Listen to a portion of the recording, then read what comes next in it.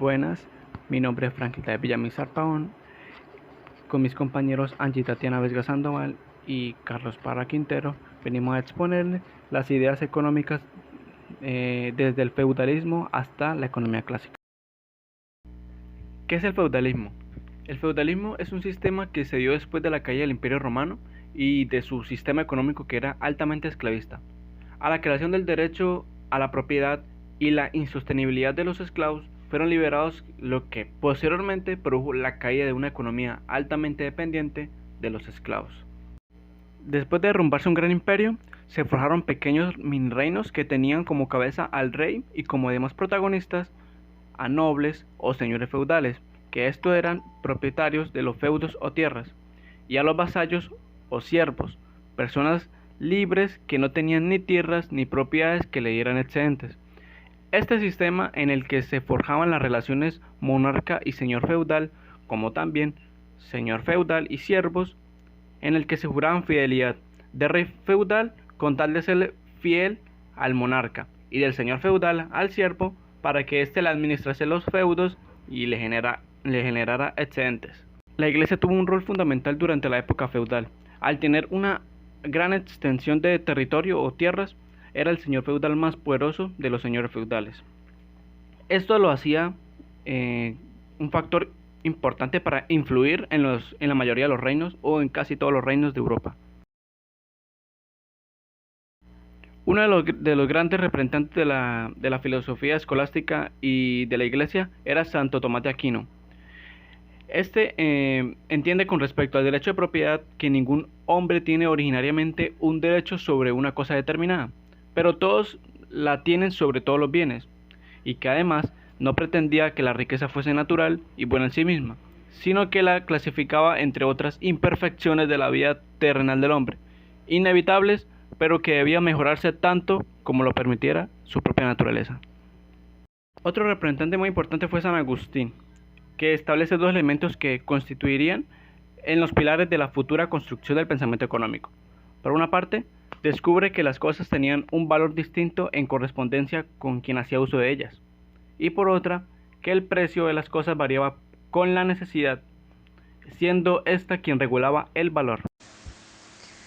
Mi nombre es Angie Vesga y les hablaré acerca del mercantilismo y las grandes e importantes ideas económicas que surgieron y su aporte para la historia económica. Bueno, para iniciar, el mercantilismo y sus ideas se desarrollaron en Europa entre los siglos XVI y XVII y la primera mitad del siglo XVIII. Y uno de sus pilares fundamentales fue la creencia de que los países que querían mantener una posición relevante en el contexto internacional y desarrollar su poder debían acumular riqueza. Tras sustituir el feudalismo y además su máxima expresión fue en Francia en el siglo XVI bajo el mandato de Jean-Baptiste Colbert, el cual durante su mandato protegió e impulsó a las empresas agrícolas e industriales de Francia a través de subsidios, créditos y otras facilidades, pero al mismo tiempo que imponía fuertes restricciones a las importaciones. Por otro lado, también es importante destacar que el mercantilismo en Inglaterra también fue muy importante durante la Edad Moderna y que, el mercantilismo ya como tal empieza a desaparecer a finales del siglo XVIII, con el surgimiento de nuevas teorías económicas que tenían un carácter más liberal y se enfocaban en aprovechar las ventajas del comercio. Y ya para finalizar, en cuanto a los principales autores del mercantilismo y sus grandes aportes para la economía, se conviene resaltar los siguientes, que fueron Thomas More, en cuya opinión la riqueza y el tesoro de una nación se derivan principalmente del comercio exterior. El estudio de las ideas de More permite concluir que sus recomendaciones acerca de lo que debería ser un comerciante de éxito siguen vigentes hoy en día. Independientemente de que muchas de las funciones que Thomas More le atribuye al comerciante hoy en día son especializadas, su dominio sigue siendo la clave del éxito de una política comercial que emprenda cualquier nación. Otro autor importante fue Baptiste Colbert. Colbert consideraba que la riqueza de un estado radicaba en la cantidad de numerario que controlara, en una época de general escasez monetaria. Colbert creía que la única forma de retener el dinero en Francia era conseguir una balanza comercial favorable, reduciendo hasta el mínimo de las importaciones. A continuación hablaré acerca de la fisiocracia. Bueno, para empezar, la fisiocracia fue una teoría económica desarrollada por economistas franceses de mediados del siglo XVIII que afirmaba que las reglas de la economía venían dadas por las leyes de la naturaleza y que la tierra era la única fuente de riqueza por la cual un país podía desarrollarse. Por ello, la escuela fisiócrata defendía un desarrollo de Francia por medio de la explotación de la agricultura.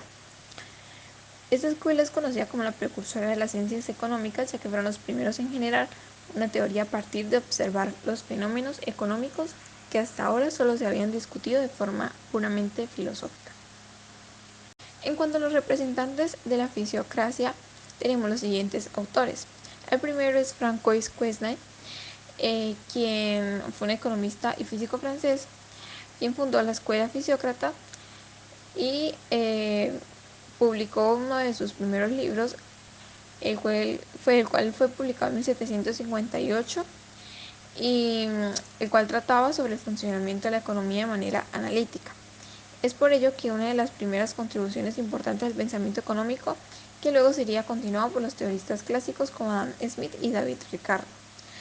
Otro autor importante fue Anne Robert Jacques Turgot, quien también es conocido como uno de los primeros defensores del liberalismo económico y fue el primero en formular la ley de los rendimientos marginales decrecientes en la agricultura. Una de sus obras más conocidas, que fue publicada en 1766, desarrollaba la teoría de Quesnay de que la tierra es la única fuente de riqueza. Otro conocido fisiócrata fue él, un economista oficial de gobierno y escritor francés. Fue el seguidor de Quesnay, que mantuvo una relación muy estrecha con él. Él escribió varios libros como La fisiocracia, también publicó sus memorias en 1767 con el nombre Fisiocracia o Constitución Natural del Gobierno más ventajoso para el género humano. Otro autor es Jacques Claude Marie Vicent de Gournay. Vicent de Gournay fue un economista y intendente de comercio francés a quien se le atribuye la frase laissez faire, laissez passer, toda una declaración de intenciones de la escuela fisiócrata. Fue profesor de Turgot en materia económica y uno de los líderes de la fisiocracia junto con Quesnay. Otro autor es Pierre-Paul Mercier de la Riviere. Fue un administrador francés muy adherido a la ideología fisiócrata de Quesnay. Su obra más conocida es El orden natural y esencial de las sociedades políticas, en 1767, considerada por muchos como una de las obras más completas sobre la fisiocracia. Supervisado por Quesnay, el tratado aborda los aspectos económicos y políticos de la escuela fisiócrata. Y por último, tenemos al autor Nicolas Baudeau, quien fue un sacerdote y economista francés que se opuso a las ideas de la escuela fisiócrata para más tarde ser un abanderado de las mismas. Fue el fundador del seminario Epimérides, el cual dirigió hasta 1768. A partir de ese año pasó a manos de Dupont. En ese semanario publicaron Quesnay, Dupont, el propio Baudeau y Turgot, entre otros. A Baudeau se le atribuye la creación del nombre fisiocracia. La economía clásica es una escuela de pensamiento económico que se basa en la idea de que el libre mercado es la forma natural de funcionamiento de la economía y que ésta produce progreso y prosperidad. Orígenes e historia de la economía clásica. El inicio de este pensamiento económico se fija en el año 1776, cuando se publicó la obra de Adam Smith, una investigación sobre la naturaleza y causas de la riqueza de las naciones. Su desarrollo posterior se vio marcado por una época en donde el capitalismo era el sistema económico dominante y la revolución industrial generaba importantes cambios socioeconómicos. Principios básicos de la economía. Se encuentran: la política monetaria es ineficaz, la política fiscal es ineficaz. Principios básicos de la economía. Se encuentran: la política monetaria es ineficaz, la política fiscal es ineficaz. El valor de un bien está determinado por la cantidad de trabajo que se utiliza en producirlo. Otro también sería: el libre mercado dará como resultado una asignación óptima de los recursos. Varios autores encabezados por Adam Smith, David Ricardo, Thomas Malthus y John Stuart Mill, definían que el interés era egoísta de cada individuo y la libre competencia determinaba el sistema de precio ideal. La idea principal de Adam Smith era que a través de la economía de mercado se puede alcanzar un bienestar integral, donde cada individuo lucha por lograr sus propios objetivos. En David Ricardo dice que defendió que la renta de la tierra se basaba en la diferencia existente entre la fertilidad que ofrecía y la ley de los rendimientos decrecientes, partiendo de que esta base se explicaba que si la relación entre población y tierras disponibles era favorable a aquellas, solamente se cultivarían las mejores tierras. Thomas Malthus sostenía que el desbalance entre el crecimiento de la población y el aumento de la producción de alimentos daría lugar a conflictos y hambrunas.